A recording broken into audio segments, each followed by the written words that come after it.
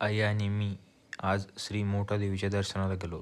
तर जय श्रीकृष्ण मित्रांनो, सकाळी सकाळी आपल्या दीदीला नमस्कार बोलून आपण पोचलो श्री मोठा देवीच्या मंदिरात. गर्दी कमी असल्यामुळे आमचं दर्शन लवकरच झालं.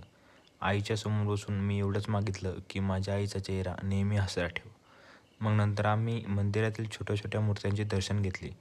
मंदिराच्या प्रांगणात मन अधिक प्रसन्न झालं आणि देवींचे इतके अवतार बघून तर मी चक्क झालो. तुम्हाला देवीचे इतके अवतार माहीत आहे का? तेवढ्या कमेंटमध्ये नक्की सांगा. चला तर तुम्हाला श्री मोठा देवीचे एक रहस्य सांगतो. रजाकाराच्या काळात मोठा गावाच्या म्हशी चोरीची आख्यायिका आहे. त्यामुळे येथे आजही दूध, दही आणि लोणी, तूप विकले जात नाही मित्रांनो. नवसाला पावणारी देवी म्हणून श्री मोठा देवीची ख्याती आहे.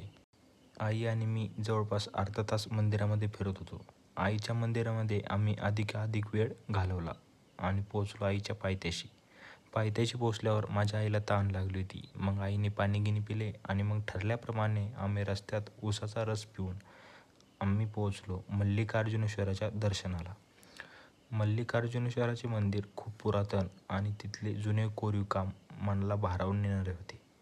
खरंच यार मित्रांनो, आता किती पण टेक्नॉलॉजी येऊ द्या, पण जुन्या लोकांसारखी कामे आजही होत नव्हती आणि होणार पण नाही. तसे कालांतराने ते मंदिर पडू लागले होते, कारण खूप वर्ष झाले होते. आमच्या पुढच्या देवाच्या दर्शनाचं ठिकाण होतं दक्षिणची काशी म्हणून ओळखल्या जाणाऱ्या श्री संत एकनाथ महाराजांच्या दर्शनासाठी. ठरल्याप्रमाणे पहिलं तर आम्ही चंद्रभागेचं दर्शन घेतलं. चला तर मित्रांनो, तुम्ही पण घ्या एकदम जवळून.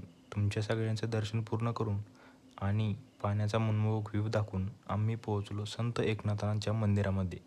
मंदिरामध्ये घुसल्यावर कॅमेरा तर चालू होता, पण भीती पण वाटत होती. त्याचं कारण असं की मित्रांनो, आतमध्ये व्हिडिओ फोटो काढण्यास सक्त मनाई होती.